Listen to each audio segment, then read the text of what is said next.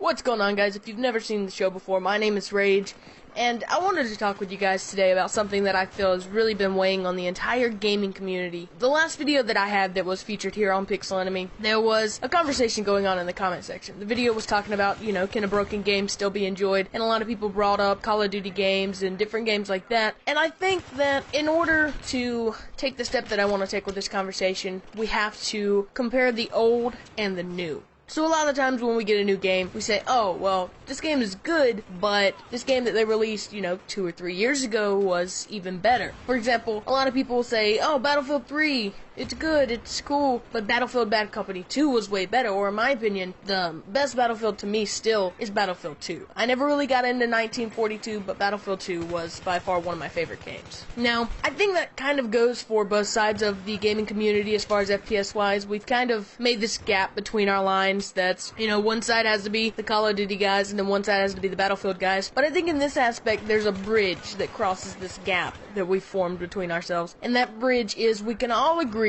that back in the day, so to speak, game developers cared a lot more about the game because they weren't as big, they weren't as popular. They didn't know that the game was going to sell that much, whereas nowadays they kind of have this attitude of, we're going to make this game, it's got this name on it, it's going to sell. We know it's going to sell, it's going to make us millions, we know we're going to have customers. But back in the day when they were first getting started, and I know Battlefield 1942 and Battlefield 2, they were not EA's first games, but they were the first of the Battlefield games. And it opened a whole new door for them, I think, because I would have to say, probably when you say EA, most people immediately think Battlefield. They know what Battlefield is, they know why EA is associated with it, they understand these things. And I think that if we take a step back and we compare some of the things that happened in, for this example, I'll use Battlefield Bad Company 2 and Battlefield 3. We'll compare the destruction, because that's one of the things that I really noticed. The destruction on Bad Company 2 was a lot better than the destruction in Battlefield 3. I mean, if you saw a wall and you had a grenade launcher, you wanted to go through that wall? Okay,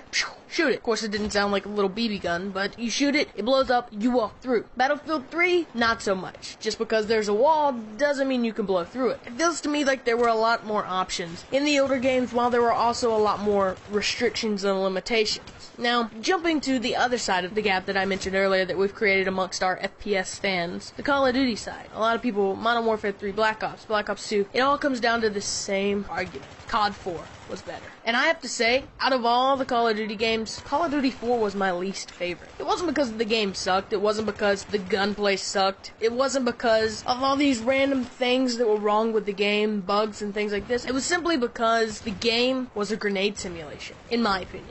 I play on PC, as I've mentioned before, and the servers were big. I mean, they were beyond New Day Call of Duty big. And the grenade spam that always happened, people would immediately spawn in across the map nades. Toss this nade over this building. Toss this nade over this building. Back in Call of Duty 4, grenades were the tomahawks, They were the ones that everyone was trying to get a first kill off of. And I think that if we can stop with that mentality, and a lot of you guys pointed out in the comment section on that video that you don't think that our expectations should change, that we should still expect groundbreaking, revolutionary game titles. And simply, that's not going to happen. There's not much more that can be groundbreaking in this day and time that hasn't been done already. And as I mentioned, game developers have found something that works. They know people are going to buy it. Of course, we could all stop buying that, but then we're not going to have anything to play, and life's going to be boring. So, I want to know your opinion. Here are the games. If you like Call of Duty, then Black Ops 2. And if you like Battlefield, then Battlefield 3. Or if you like both, give me both your answers. Think about all the things that you love about Battlefield 3 or Black Ops 2. And then think about all the things that you loved about past Call of Duty titles or past Battlefield titles. And share that with me below. Which do you choose? Would you rather have them make a game just like the older game that they had? Or would you rather have them make something similar to the newer game, just in a better condition? Alright, I'll wait your opinions below. I hope you guys enjoyed the video. Be sure, if you did enjoy the video, to go and check out my channel if you haven't already. Even subscribe, check out my videos, and I will see you guys next time. Rage on.